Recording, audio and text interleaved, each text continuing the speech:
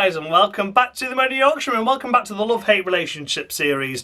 Although this one really doesn't fall into the category of love and hate, but it is my top 5 Formula E drivers of the current season just gone, the 2023 season, and my worst 5, which is that episode's coming on Thursday. So if you watch this episode and it's all lovey-dovey and nicey and ooh, well done you, hun, I'm proud of you, babe, and then on Thursday we get into the nitty-gritty of why these drivers did so badly. So certainly strap yourself in for that one on Thursday, but this one's going to be a nice one about all the drivers that I think, the top 5 drivers that I think have done incredibly well this season in Formula E.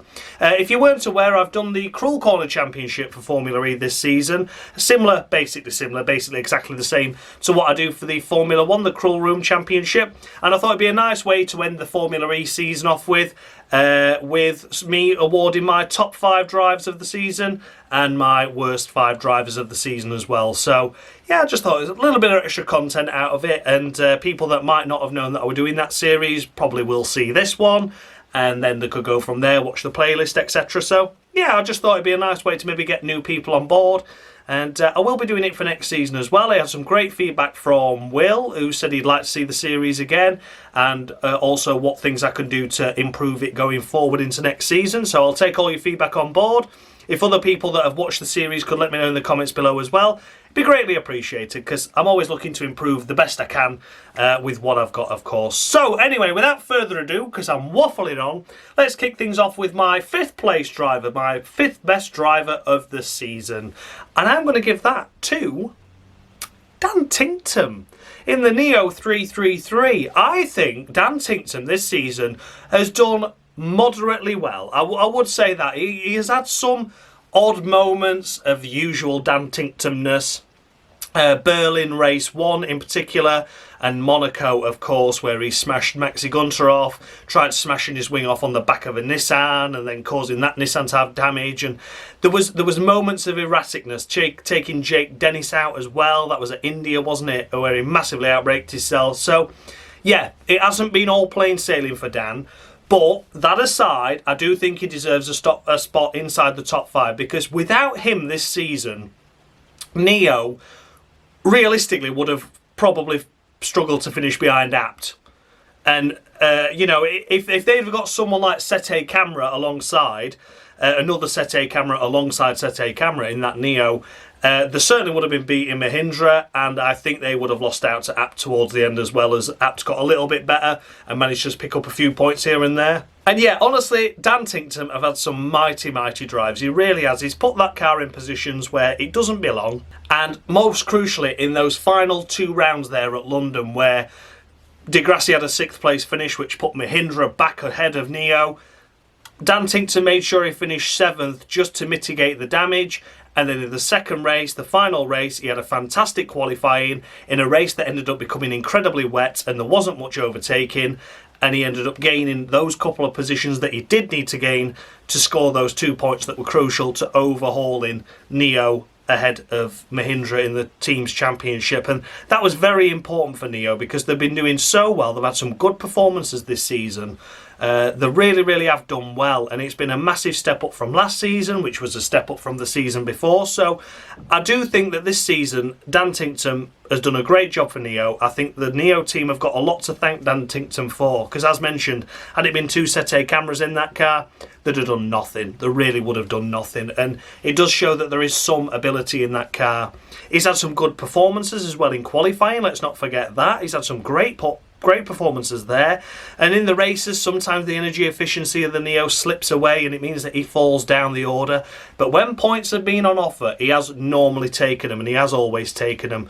Like I said, we've had some erratic moments here and there, but for the most part I do think he deserves 5th on this list, purely because he got Neo that 9th place in the Constructors, and without him it wouldn't have happened. So yeah, Dan Ticktum, if he just ironed out those couple of erratic races that he had this season, going forward into next season, if he can just be as good as he was at London this weekend and his earlier performances in the season, if he could just be that good for a little bit longer and just keep it consistent, no Dan Ticktumness in any of the races, I think he could be one to watch next season if he stays in the Neo team, of course.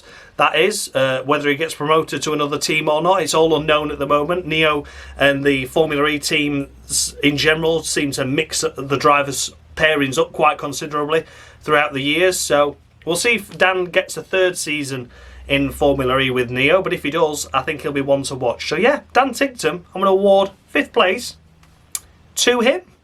In 4th place, I have decided to put JeanEric Vergne here in the DS Penske. Now, overall, DS Penske have had a disappointing season, it must be said, especially considering the powertrain that they had for this year and the driver pairing that they had for this year with JeanEric Vergne and Stoffel Vandoorne alongside, of course. But for me personally, I think Vergne has done a great job with a team that were a backmarker team just last season. You know, just last season, they had Antonio Giovinazzi, they had Sergio Sette Camara. They scored no points up until that final race in London last year where Sette Camara managed to pick up a couple of points. But, you know, they were firmly at the back. They were miles off the pace. They were like Neo were a couple of seasons previous to that. You know, absolutely nowhere. You know, close to getting lapped. In fact, Giovinazzi was lapped in some races. It was a terrible season. So I think for them to pick up, it was a slow start, wasn't it? I think Vandoorne picked up the first points for them in the second Saudi Arabia race. And then from there, the momentum firmly swung into Vergne's favour. He scored a pole position quite early on in the season. He was doing great jobs in qualifying, picking up solid points. And overall, he had a great season, to be honest with you. It was a good recovery from a difficult start. And I just think that was two drivers that had, you know, a team that was on the up, certainly on the up, and finally investing some serious money into the championship and into the Gen 3 era. Getting JeanEric Vergne on board, of course, but everyone was moving teams and changing around. There's a lot of changes going on. So I think it just took the team a couple of races to adjust. And since then, JeanEric Vergne has been absolutely fantastic. He's done some solid performances. Petered off towards the end of the season, must be honest. Didn't see much of him in London. Some of that were misfortune. The final pit stop in the race, in the last race for damage that, you know, just occurred.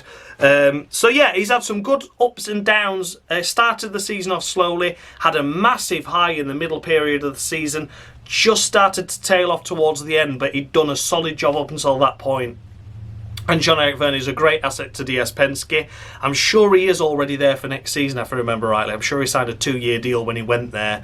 But yeah, it would be good to see him back if he's not, but I'm sure that is the case. And I think he will deliver a lot better results going straight into it. I think they're going to hit the ground running next season is JeanEric Vergne. And I think the DS Penske squad will as well. If everyone knows each other, everyone's familiar with themselves, they already know the relationships, they've already been built. I think coming the first race next season, that could be a good solid team, that. I'm not going to say it's formidable, but I'm certainly going to say it's a solid driver pair in there. So, yeah, for me personally, JeanEric Vergne deserves 4th on this list. In 3rd place, we're going to come to Mitch Evans. I'm putting Mitch Evans in 3rd place this season in the Jaguar team. He has had a fantastic season overall, hasn't he? But it's a case of what could have been again for that Jaguar squad and for Mitch Evans in particular. He has done such a fantastic job. He has carried that team. We had a difficult start to the season again, a bit like Vergne. It didn't seem to be going all Jaguar's way. It was very much the Porsche powertrain affair up front for the first few races of the season. But then once Jaguar seemed to find something in that car, Mitch Evans was on it, wasn't it? And he was really, really making up for the lost ground that they had in the first few races early on in the season. We had the tangles with his teammate, which was Sam Bird taking him out twice, of course, which weren't his fault. But the only one that was his fault and why he slips to 3rd in this list for me was the error that he made just a couple of rounds ago in the second of the Rome races, where he was 3rd position. It was all the 3 title rivals, 1st, 2nd and 3rd. Missed his braking point, clambered over Nick Cassidy, practically taking himself out of the title and practically taking Nick Cassidy out of the title as well. Neither of the drivers, you know, picked up any points that race while Jake Dennis went and won it. And the championship swing obviously went in massively into Jake Dennis's favour then when the points gap was looking to close. So, yeah, it was a very disappointing one to see, and that is why he loses a position on this list personally for me. But it was such a crucial error at such a crucial time. But that aside, this season has been a fantastic one for Mitch Evans. He signs again for the Jaguar squad going into next season. and I think he is going to be the force to be reckoned with next season. I am tipping Mitch Evans for the championship next season. Jaguar are long overdue it. Mitch Evans certainly is as well. Come close in a couple of seasons previous as well. Where he had the powertrain failure off the line at Berlin, of course, and Mortara unfortunately crashed into the back of him, another title contender that season as well. Yeah, so he's come close, but no cigar. This season, it was all his own doing, really, with that one single incident, but of course the championship would have been a lot closer, and he might not have had to take the risks that he did at Rome, had he not been taken out by his teammate twice previously. So it's all a bit of yin and yang, isn't it? But for me, Mitch Evans has done formidable this season. He's done fantastically, and he thoroughly deserves third place on this list.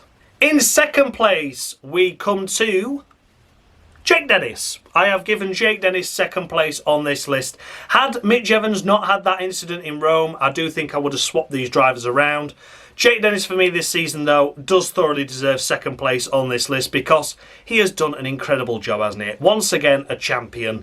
In his debut season, he almost won the title. He just had the brake-by-wire failure on the second lap of the race where he stuffed the BMW into the wall, and everyone thought it was his issue, but it wasn't. It was a brake-by-wire issue that cost Jake Dennis the title that race, the same race that Mitch Evans and Mortara are out on the spot. Nick De Vries had qualified well down the order.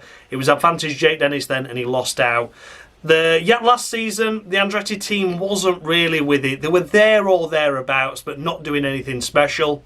That was just the way the team was running. I think they were mainly focused on the Gen 3 era, towards the latter eras, of course, of the Gen 2.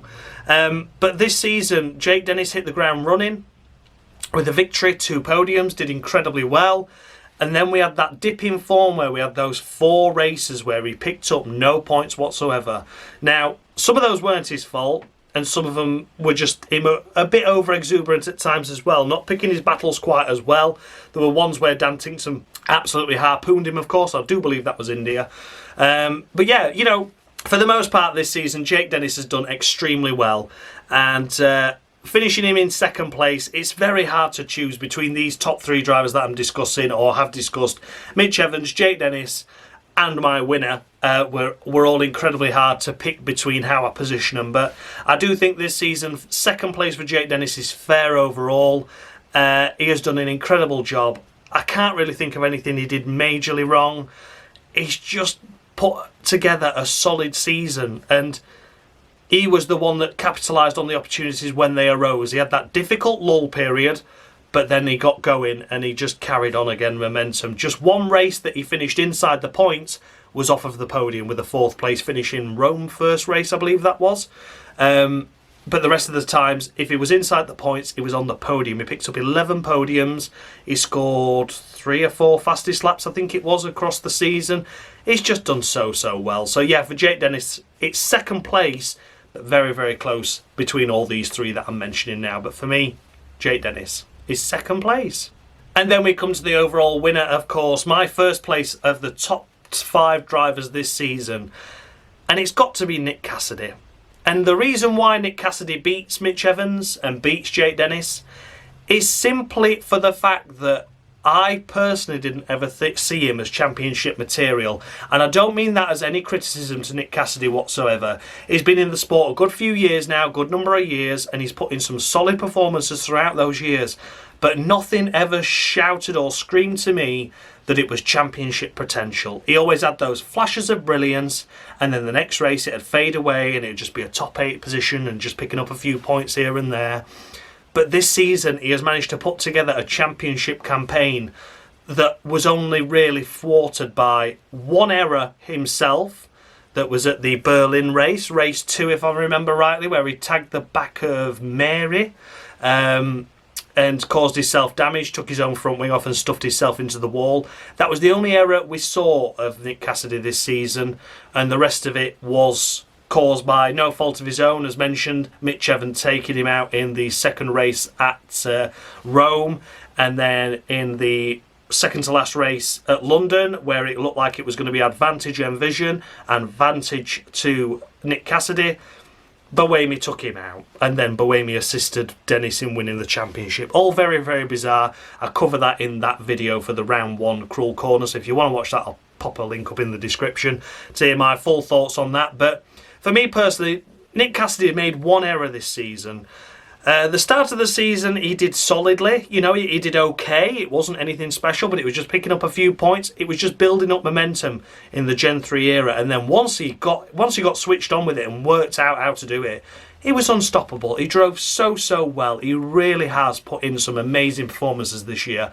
And as mentioned, I think the sole reason why I am giving him first place on this list is because, with the greatest respect, I never saw him as a championship potential or championship contender. But now, he's signed for Jaguar going into next season. He's got Mitch Evans alongside him. That Jaguar car looking rapid in these last few races in Formula E.